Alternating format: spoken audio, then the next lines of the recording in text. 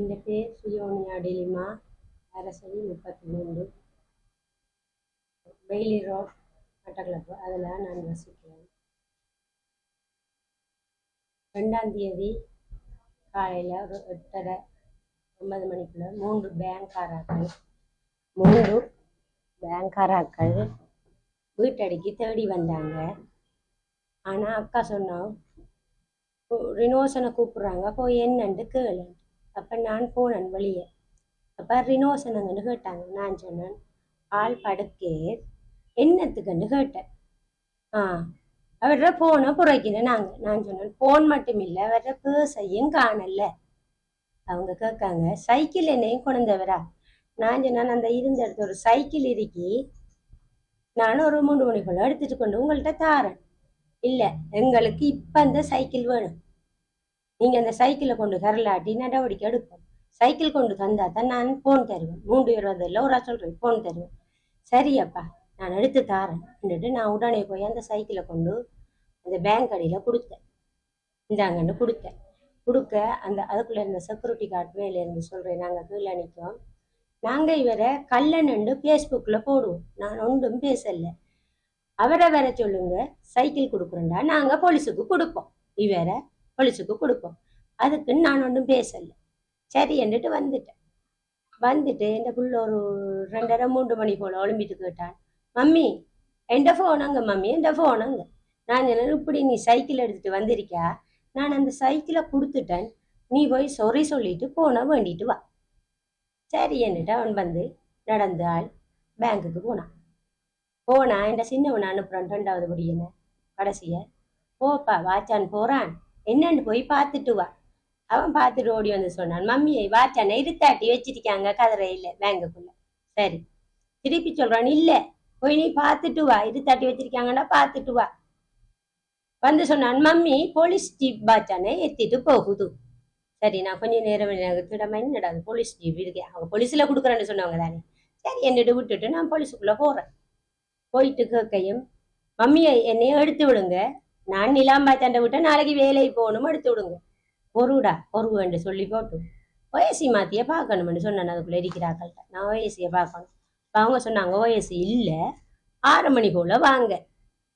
சரி என்றுட்டு நான் வீட்டை வந்து எல்லாம் செஞ்சுட்டு வேலையெல்லாம் செஞ்சுட்டு 7 மணி போல் சாரன் ஒன்றோடையும் இட்லி பார்சல் ஒன்றோடையும் போனேன். அப்போ சொன்னாங்க இட்லி பார்சல் சாரன் தேவையில்ல, இட்லி பார்சலை தாங்க, நான் அதை கொடுக்குறேன். அப்போ அவடுத்துட்டு என் புள்ள பிரித்து சாப்பிட்றான். சாப்பிட்டு போட்டு சொல்கிறான், மம்மியை எடுத்து விடுங்கண்டையும். அப்போ அதுக்குள்ளே இருந்த ஒரு போலீஸ்காரால் சொல்கிறார், அது சின்ன பிரச்சனை, நீங்கள் ஆம் குற்றவாளின்னு சொல்லுங்க, ஒரு 3500 4000 ஃபைன் அடிப்பாங்க, வட்டைக்கு வாங்க. சரி வந்துட்டு அப்போ சொன்னாங்க ஒரு ஷர்ட்டும் ஒரு டவுசரும் எடுத்துகிட்டு வாங்க, வேறு இந்த உடுப்போட கூட்டிகிட்டு போயில தானே எடுத்துகிட்டு வாங்க. சரி என்றுட்டு நான் வந்துட்டேன். காலையில் ஒரு ஷர்ட்டோடையும் டவுசரோடையும் போகிறேன். எண்டக்குள்ள அந்த மறியலுக்குள்ளே அந்த ரிஷினுக்குள்ளே உள்ளுக்குள்ளே அதுக்குள்ளே கம்பி கூட்டுக்குள்ளே உணர்வற்ற நிலையில் இருக்குது. அப்போ சொல்கிறார் ஒரு ஆள், இவன் நடந்தெல்லாம் தெரிஞ்சான், நல்லா தான் இருந்தவன், படுத்தான் ஒழும்புறான் இல்லைன்னு ஒரு ஆள். என்னடா அது படுத்தா ஒழும்புறான் இல்லையா அண்டை விட்டுட்டேன். சரி அதை பெருசாக எடுக்கல, ஒழுங்குறான் இல்லையா இந்த மனதில் அந்த எல்லாம் தோணல. சொல்கிறாங்க இருந்துட்டு, நீங்கள் வாங்கம்மா உள்ளுக்குள்ளே வாங்க, நீங்கள் வந்து ஒழுப்பினா தான் அவர் ஒழும்பு. நான் போகிறேன், போய் ரினோசன் ஒழுப்பி அந்த பிள்ளைக்கு உணர்வு இல்லை. இப்போ வாங்கம்மா கைத்தாக்களை தூக்கிட்டு போய் அங்கே போய் உடுப்பு போட்டுட்டு, நீங்களே உடுப்பு போட்டுவிடுங்க, போட்டுவிட்டோம் ஆளை புருஷனுக்கு அங்கே என்னது கோட்ஸுக்குன்னு அங்கே கூட்டிகிட்டு போவோம். சரி என்றுட்டு நானே போய் கைத்தாங்களை உடுப்பு எல்லாம் போட்டுவிட்டுட்டு ஆளை விட்டுட்டேன். உடனே என்ன ஒரு புக்கில் அவரை சைன் இருந்தால் தான் அங்கே கொண்டு போகலாம்னு சொன்னாங்க. சரி நமக்கு என்னன்னுட்டு இந்த பிள்ளைகிட்ட ஐயா நீங்கள் பிடிச்சம்மா சைன் வைங்க, நீங்கள் பிடிச்சம்மா சைன் வைங்க. சரி அந்த உணர்வற்ற நிலையிலே நான் நினைஞ்சேன், பிடிச்சி பிள்ளைகிட்ட சைனை வச்சேன். ஆனால் அந்த பிள்ளைகிட்ட சைன் இல்லாது, என்ற பிள்ளைகிட்ட சைன் வடிவான சைன் ஆகணும், உணர்வற்ற நிலைவு தான். சரி என்று விட்டால் திருப்பி சொன்னாங்க ஆட்டோவில் ஏற்றிட்டு போகணும், நீங்கள் ஹெல்ப் பண்ணுங்க. அதுக்குள்ளே நான் சொன்னேன், நான் கொஞ்சம் வீட்டை போயிட்டு வாரேன், வேட்ட போயிட்டு. சரி என்று வீட்டை போயிட்டு நான் வேட்ட சொல்லேன், சரி வா ஏற்றி விடுவோம் என்னென்னு பார்ப்போம். இவர் வந்து பார்க்க வேட்ட ஒன்றும் கதைக்கலை, அவங்க ஒன்றுமே கதைக்கலை. இவர் இருந்து அவங்களே அந்த பிரச்சனைக்குள்ளே இருந்து திருப்பி பிரச்சனைக்குள்ளே இருந்து அந்த அதுக்குள்ளே இருந்து கூட்டுக்குள்ளே இருந்து எடுத்துகிட்டு வந்தாங்க. வந்துட்டு ஆட்டோவில் நடத்தாட்டி கொண்டு வந்தாங்க. அவன் ஆட்டோக்குள்ளே உள்ள பிடிச்சிட்டு இப்படி நிற்கான். அப்போ சொன்னாங்க இவருக்கு ஐஸ் சுற்றியில் அடிச்சிட்டு போகலன்றாங்க. நானும் ஒன்றும் பேசலை. அதுக்குள்ளேயும் அந்த துண்டுக்குள்ளேயும் கூப்பிட்டு சொல்கிறாங்க, மூடமா ஐஸ் வச்சிருந்தேன். என்ன சார் ஐஸ் வச்சிருந்தேதா? சைக்கிள் கேஸில் எல்லாம் பிடிச்சிட்டு வந்தேன் நீங்கன்னு சொல்லையும், இல்லைம்மா அவர் ஐஸ் குடிச்சிருக்கேன்டாங்க. வந்துட்டு நான் விட்டுட்டோண்டு என்னை அதை செய்யலை, நான் விட்டுட்டேன். அதற்கு பிறகுதான் இவங்க என்ன செஞ்சாங்க, ஆட்டோ மட்டும் கொண்டாந்தாங்க. ஆட்டோக்குள்ள நான் தான் புள்ளி ஏற்றி விட்டேன். மம்மி வாரனப்பன் ஏறுண்டு நான் தான் ஏற்றி விட்டேன். ஏற்றி விட்டுட்டு கோட்ஸுக்குள்ளே போனேன். எனக்கு இவங்க இந்த பிள்ளையில பதற்றல் நினைக்கிறதுல இவங்க இன்னையோ எல்லாம் நடக்குது, நான் விட்டுட்டேன் ஐஸு ஐஸுன்னு சொல்கிறாங்க. ஒன்றும் பேசலை. அப்போ ஜட்ஜ் தூக்கி இப்படி புத்தகத்தை இப்படி போட்டுட்டான். அந்த புத்தகத்தை இங்கே போட்டுட்டான். அப்போ எனக்கு பதட்டம் எழும்பிட்டு என்ன புத்தகத்தை போட்டுட்டா என்ன பிரச்சனைன்னுட்டு நான் நினைஞ்சேன். பட்டியால குளறி கொண்டுட்டு வந்தேன். அதுக்குள்ளேயே போலீஸ்காரால் சொல்கிறே, இவரை எடுக்கிறேன்டா ஒரு ஆள் லோயர் ஒரு ஆள் வேணும் அண்டு நான் இன்னொரு ஆளை பிடிச்சி தாங்கன்னு அந்த போலீஸ்காரால் தான் எனக்கு ஒரு லோயர் பிடிச்சி தந்தேன். லோயரை பிடிச்சி தந்தேன். கதைச்சி இவட்டையை கூட்டிகிட்டு போங்க. ஆனால் இவரை நிலையத்தை பார்த்து ஜட்ஜ் நீதிபதி விடலை. 2ஆம் தரம் போக்குள்ள நான் ஃபோன் பண்ணி என் புருஷனை கூப்பிட்டேன். என் புருஷன் தலைமாட்டில் இப்படி தோளில் சாஞ்சபடி சொன்னாங்க, அரைங்க அப்போதான் உணர்வு வருமெண்டு. நானும் அரைஞ்சேன். 2 பிள்ளைக்கு உணர்வு வந்தது. தலையில குட்ட விடாமட்டாங்க. ஏன்னு சொன்னாங்கன்னு எனக்கு விளங்க இல்லை. குட்ட விடாமட்டாங்க. சரி அவ எழுதிட்டு சொல்லிட்டான், இந்த மாதிரி என்று சொல்லிட்டாங்க. அவங்க கதைச்சதெல்லாம் நான் மைண்டில் எடுத்துக்கொள்ளலை. என் பிள்ளைகிட்ட உணர்வை தான் பார்த்தேன். சரி ஆஸ்பத்திரிக்கு கொண்டு போகிற மாதிரி தான் எழுதினாங்க, கொண்டு போங்க இவரை ஆஸ்பத்திரிக்கு. சரி என்றுட்டு அதுக்கு பிறகு நான் வீட்டை வந்துட்டேன். அப்பையும் பின்னேரம் ஓடி போய் நான் ஹாஸ்பிட்டலில் பார்க்கேன். பேர் வந்துருக்கா இல்லை. அப்போ அந்த பிரச்சனைக்குள்ளே பார்ப்போம்ட்டு வட்டியால் ஒரு ஆள்கிட்ட கேட்டேன், வந்திருக்காண்ட. ஓமாம்மா வந்திருக்கி.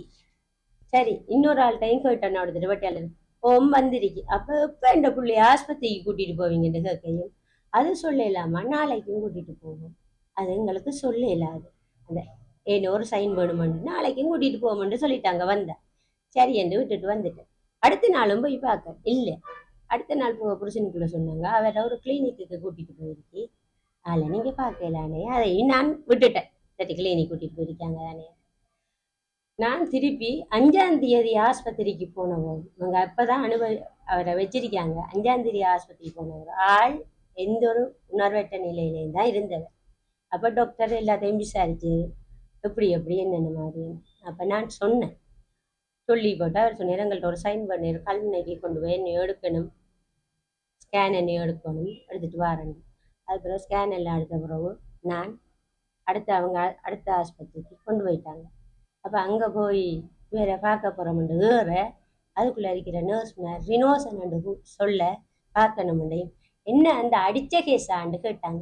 எனக்கு அப்பையும் மைண்டில் யோசிக்கலை, இவங்க அடித்த கேஸாண்டு சொல்கிறாங்க அப்படின்ட்டு விட்டுட்டு திருப்பி வரேன். டாக்டர்கிட்ட இறங்கி வந்து ஜேமோக்கிட்ட எல்லாம் போய் காய்ச்சி அவ சொன்னா எங்களுக்கு ரிப்போர்ட் இல்லை, அங்கே தான் நீங்கள் பார்க்கணும்.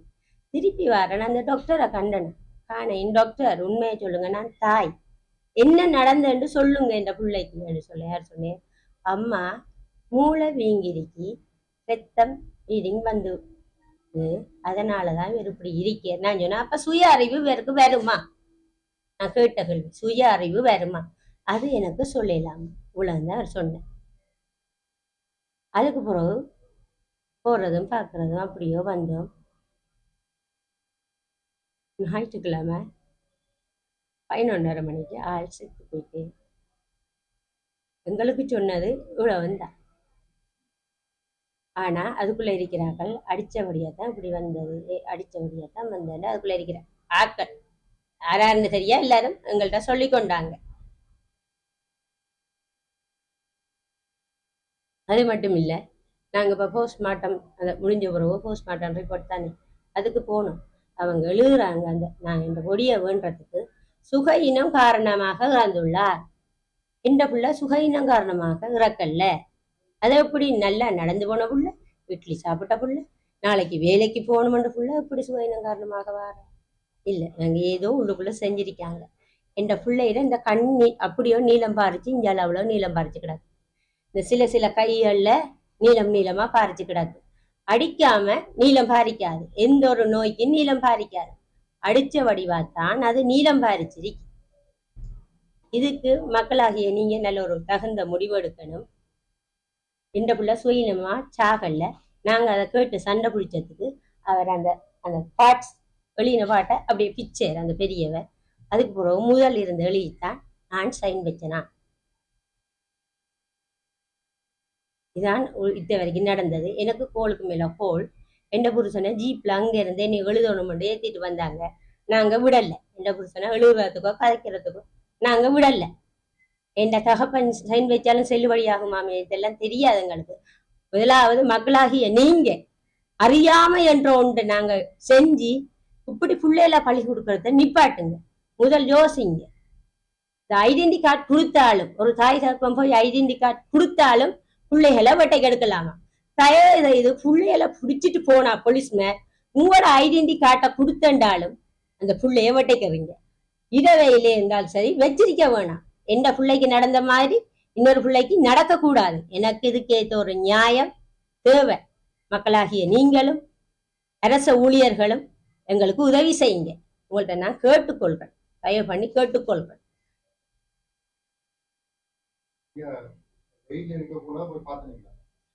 போன நான் அவங்க சொன்னாங்க கிளினிக் கொண்டு போயிருக்காங்கன்னு சொன்னாங்க. எந்த நிலைமையும் யோசனையை பார்த்தா அவன் உணர்வற்ற நிலைமையில ஒரு பிரசன்ட் பார்க்க விடாது தானே சார். ஒலிம்பி நடந்து வரவனை தான் அவங்களும் பார்க்க விடுவாங்க. எந்த யோசனை தானே, ஒலிம்பியா நடந்து வந்தா தானே என்னை பார்க்க விடுவாங்க. அவனுக்கு தான் உணர்வற்று போயிருக்கு. எப்படி அந்த புள்ள ஒளிம்பி நடந்து வர சுயநினைவு இருந்திருந்தா அவங்க போனாங்க கிளினிக் கொண்டு போயிருக்கோம்னு சொன்னாங்க. அதுக்கப்புறம் அடுத்த நாள் ஹாஸ்பிட்டல்ல இருந்து எங்களை நியூஸ் வந்தது, நாங்க போனோம்.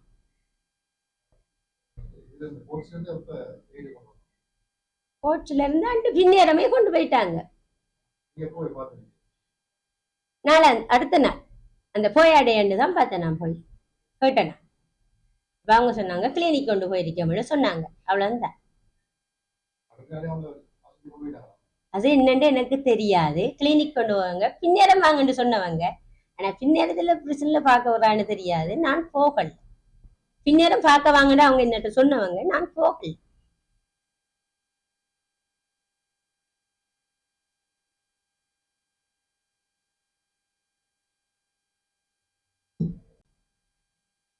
எனது பெயர் ஷிரோலினா. 2ஆம் தேதி கைது செய்யப்பட்டு 7ஆம் தேதி இறந்த ரினோஷனின் சொந்த சகோதரி. அவர் சுயநலம் காரணமாக இறந்ததாக இவர்கள் ஜோடிக்கிறார்கள். அவர் சுயநலம் காரணமாக இறக்கவில்லை. ஏனென்றால் அவர் 2ஆம் தேதி இவங்க பிடிச்சு கொண்டு போகிறதுக்கு முதலாம் தேதி நான் அவரை வீட்டில் சந்தித்து நாங்கள் இப்படி வழக்கமாக நாங்கள் அண்ணன் தம்பி விளையாடி பகுடி பண்ணி எப்படி இருப்போமோ அப்படி என்னோட நல்லா சிரித்து கதைச்சி செஞ்சவர் அவர். அவருக்கு திடீரென்று இவங்க எப்படி சுகஈனம் காரணமாக உயிர் போகிற அளவுக்கு சுகஈனம் திடீரென்று எப்படி வந்ததுன்னு எங்களுக்கு தெரியாது. நான் அவரை முதலாம் தேதி பார்த்ததுக்கு பிறகு நான் அவரை பார்த்தது ஹாஸ்பிட்டலில் தான். ஹாஸ்பிட்டலுக்கு இவங்க வெள்ளிக்கிழமை கொண்டு போகக்குள்ளேயே அவருக்கு பல்ஸ் எல்லாம் குறைஞ்சிட்டு, எங்களுக்கு இவரை ஹாஸ்பிட்டலுக்கு அட்மிட் பண்ணியிருக்காங்கன்னு சொல்லக்குள்ளேயே இவருக்கு பல்ஸ் எல்லாம் குறைஞ்சிருக்குது அண்டு தான் எங்களுக்கு நியூஸ் வந்தது. நாங்கள் அவரை போய் பார்க்க இல்லாத நிலைமையில அவரை வச்சிருந்தவங்க. இப்படி ஒரு காலமும் எங்களோட தம்பிக்கு இப்படி ஒரு வருத்தம் வந்து நாங்கள் அட்மிட் பண்ணி நாங்கள் செஞ்சதே இல்லை. ட்ரக்ஸ் பாவிச்சு தான் அவர் சுயநினைவில் அற்று போனவர் இவங்க சொன்னவங்க. இவங்க எந்த ஆதாரத்தை வச்சு இவர் ட்ரக்ஸ் பாவிச்சவர் சொன்னவங்க எங்களுக்கு தெரியாது. ஒரு சாதாரணமா ஒரு பைக்ல போக்குல குடிச்சிட்டு இப்படி வர்றவங்களையே இவங்க ஹாஸ்பிட்டல்ல கொண்டு போய் செக் பண்ணி அவர் ட்ரீட் பண்ணிருக்கிறேன்னு சொல்லி நடவடிக்கை எடுக்கிறவங்க. எனது தம்பி ட்ரக்ஸ் பாவிச்சு தான் சுயநினைவற்று போனவர் எந்த ஹாஸ்பிட்டல்ல கொண்டே செக் பண்ணி வேற உடம்புல ட்ரக்ஸ் இருக்கண்டு இவங்க முடிவெடுத்தவங்க. முதல் அரெஸ்ட் பண்ணோடனே கேஸ் போட்டவங்களா? எங்களுக்கு வந்த தகவலின்படி 2ஆம் தேதி வேற பிடிச்சிட்டு போனவங்க. இவங்க எந்த கேஸும் ஃபைல் பண்ணல. ஃபைல் பண்ணாம என்ற தம்பிய அண்ட் நைட் ஃபுல்லா வச்சிருந்திருக்காங்க. என்ன செஞ்சாங்க ஏது செஞ்சாங்க தெரியாது. நாங்க பார்க்கும்போது நல்லா இருந்தவன். இதுக்கு அவர் எந்த நிலைமையில வேற கொண்டு போனவங்க வேற எப்படி இருந்தவர்ன்றதுக்கு ஆதாரம் பேங்க் சிசிடிவி ஃபுட்டேஜ்ல பார்க்கலாம். ஸோ எனக்கு அல்ட்ராம் இல்லாமத்தான் இவங்க ஜீப்ல தூக்கிட்டு போனவங்களாண்டு பார்க்கலாம். அப்ப நல்லா கொண்டு போனவருக்கு சுயநினைவு இல்லாம ட்ரக்ஸ் போதையில தலையில அடிக்கிற அளவுக்கு ட்ரக்ஸ் போதை வர்றதுக்கு காரணம் என்ன? அப்ப அன்று இரவு அவர் ட்ரக்ஸ் எப்படி பாவிச்சிருக்கேன்னு சொன்னா அன்று இரவு போலீஸுக்குள்ள இவருக்கு ட்ரக்ஸ் கொடுத்தது யாரு? அவர் சுயின காரணமாக சாகல. எங்களுக்கு நாங்க இழந்த உறவு இழந்ததுதான், திரும்ப அவர் வரப்போறது இல்லை. ஆனா அவருக்கு நடந்தது இனி யாருக்குமே நடக்க கூடாது. இப்படி ஒரு அநியாயம் யாருக்கும் நடக்க கூடாது. எங்களுக்கு அவர் இறந்ததுக்கான காரணம் இதாலதானா இப்படித்தானாண்டு எங்களுக்கு மட்டும் இல்லை, அவருக்கு இப்ப இந்த அவதூறோட அவர் போன இந்த பேர் அவருக்கு இல்லாம போகணும். இனி யாருக்குமே இப்படி நடக்க கூடாது. இன்னொரு விஷயம் என்னன்னு சொன்னா, இவர் ட்ரக்ஸ் வச்சிருந்தான் பிடிச்சன்னு சொல்லித்தான் இப்ப இவங்க கேஸ கொண்டு போறாங்க. நாங்க நினைச்சது சைக்கிள் கேஸ்ல தான் என் தம்பியை பிடிச்சிருக்கிறாங்க. ஆனா இவங்க இப்ப ஜோடிச்சிருக்கிற கேஸ் ட்ரக்ஸ் வச்சிருந்ததால தான் நாங்க பிடிச்சினாங்க. அப்ப இவங்க அரெஸ்ட் பண்ணது பேங்க்ல இருந்து இவங்க என் தம்பியை பிடிக்கக்குள்ள செக் பண்ணி ட்ரக்ஸ் எடுக்கல. இவங்க அண்டி நைட் எடுத்ததா தான் இவங்க சொல்றாங்க. என் தம்பி போட்டிருந்த ஆடையில டிஷர்ட்லயும் பக்கெட் இல்ல, ஷோர்ட்ஸ், சின்ன ஷோர்ட்ஸ், கபடிக்கு போடுற ஷோர்ட்ஸ் மாதிரி தான் போட்டிருந்தவன். அந்த ஷோர்ட்ஸ்லயும் பக்கெட் இல்லை. அப்ப இவங்க எங்க இருந்து ட்ரக்ஸ் எடுத்தவங்க? ட்ரக்ஸ் எடுக்கிறதுக்கு சான்ஸ் இல்லை. பேங்க்ல இருந்து அரெஸ்ட் பண்ணவங்க யார்? இவங்களுக்கு இன்ஃபார்ம் பண்ண பேங்க்ல தான் இவர் இருக்கிறார், பிடிச்சிட்டு போங்கண்டி. பேங்க்ல கேட்டா நாங்க எந்த விதமான கம்ப்ளைண்டும் நாங்க பண்ணலன்னு சொல்றாங்க. அப்ப பேங்காரால் எப்படி இவங்கள்ட்ட இந்த பிள்ளைகிட்ட போனை கொடுத்த? பேங்காரால் இவர கையில போனை கொடுத்திருந்தா எந்த புள்ள வீட்டை இருப்பா. பேங்குக்கு போன் வாங்க போனவர் தான் இரிப்பாட்டை வச்சு போலீஸ் கூட்டிட்டு போனது. அப்ப பேங்க் யார் கம்ப்ளைண்ட் கொடுத்தன்னு முதலாவது இத்த வரைக்கும் அவங்க சொல்றாங்க இல்லை. யார் உங்களுக்கு கம்ப்ளைண்ட் தந்த, யார் கேஸ் போட்ட, எதுவுமே இத்த வரைக்கும் சொல்றாங்க இல்லை. அவங்க கேஸே 2ஆம் தேதி எழுதல இல்ல. எங்களுக்கு தெரிஞ்சு அவர் ட்ரிங்க் பண்றவர் தான். ஆனா எங்களுக்கு முன்னுக்கு ட்ரிங்க் பண்ணதே இல்லை. எங்களுக்கு முன்னுக்கு சிகரெட் கூட பிடிக்க மாட்டேன். நாங்க பர்த்டே ஃபங்க்ஷன் பண்ணாலும் வாண்டு சும்மா கூப்பிட்டாலும் வேணாம்னு தான் சொல்லுவேன். மரியாதையா தான் இருப்பேன். அவரோட ஃப்ரெண்ட்ஸோட அவர் போற மத்த டிஜே ஃபங்க்ஷன்கள் அவர் ட்ரிங்க் பண்ணுவேன். எங்களுக்கு முன்னுக்கு இத்த வரைக்கும் அப்படி இல்ல. இப்ப ஒரு 1.5 வருஷம் 2 வருஷத்துக்கு முதல் என் புள்ள கஞ்சா எண்ணத்தையோட பிடிபட்டதாம் கொண்டு உள்ளுக்குள்ள போட்டவங்க. அப்ப நான் அதை போய் எடுத்துட்டு வந்த என் பிள்ளைகிட்ட சொன்னேன், நான் மகன், மம்மி உனக்கு பின்னால சங்கம் கொஞ்சம் தெரியலாது, இது இடியப்ப கடை, நான் மரியாதையா நடத்துற கடை, நீ குடிக்க போறியா பியரோ சாராயமோ அள்ளி கொண்டு வச்சு குடி, உனக்கு பின்னால எனக்கு இப்படி தெரியலாது. நான் அவங்க இப்ப என்ன சொன்னாங்க, இந்த கேஸ் அவங்களுக்கு சாதகம் ஆக்குறதுக்காக இவர் இதுக்கு முதல் வருஷம் 1.5 வருஷம் 2 வருஷத்துக்கு முதல் பிடிபட்ட கேஸ அவர் இப்படிப்பட்டதான் இருந்தவர், அவர் தான் பாவிச்சிருக்கிற மாதிரி அவங்க பதிவு செய்யறாங்க. ஒருத்தன் ஒரு தரம் பிடிபட்டுட்டான்னு சொன்னா அதையே வச்சு அவன் அதனாலதான் செஞ்சவன் இவங்க எந்த விதத்துல இவங்க சொல்லலாது. அவங்க சொல்றதுக்கு உரிய ஆதாரம் இருக்கணும் அவங்கள்ட்ட. அதுக்கு பிறகு இந்த பிள்ளையோட கேஸ் ஒன்றுமே அவங்கள்ட்ட ஃபைல் ஆகல, சரியா, ஒன்றுமே இல்ல. இப்ப கடைசியா இதை பிடிச்சிருக்காங்க. எந்த புள்ள ரக்ஸ் பாவிக்கிறல்ல, திட்டமான உண்மை நான் சொல்றேன். சாராயம் குடிப்பான், கிறிஸ்டல் குடிப்பான், என்ன பியர் குடிப்பான். இந்த பழக்கம் எந்த பிள்ளையில இல்ல. அப்படி தெரிஞ்சிருந்தாலும் எங்களுக்கு தெரிஞ்சிருக்கும். இவன் இப்படி பாவிக்கிறான்டா எங்களுக்கு அவன் நிலைமை தெரிஞ்சிருக்குமே. வீட்டுல எங்களுக்கு எந்த புள்ள இப்படி பாவிச்சிருந்தா நிலைமை தெரிஞ்சிருக்கு. இன்னும் போஸ்ட்மார்ட்டம் ரிப்போர்ட் வரல. அவங்க இப்போதைக்கு இங்க செக் பண்ணதில்ல, அவங்களுக்கு இந்த மெஷின்ல ஒன்னும் காட்டுறது இல்லையா. அதால இவங்க கொழும்புக்கு அனுப்பித்தான் செக் பண்ணித்தான் ரிப்போர்ட் தருவாங்கன்னு சொல்லி இருக்கிறாங்க. ட்ரக்ஸ் பாவிச்சிருந்தா கொஞ்சமாவது அவங்களுக்கு ஏதாவது காட்டிருக்கணும். அப்படி இங்க ஒன்னும் காட்டுது இல்லையா. ரிப்போர்ட் எப்படி வரும்ன்றது எங்களுக்கு யாருக்கும் தெரியாது.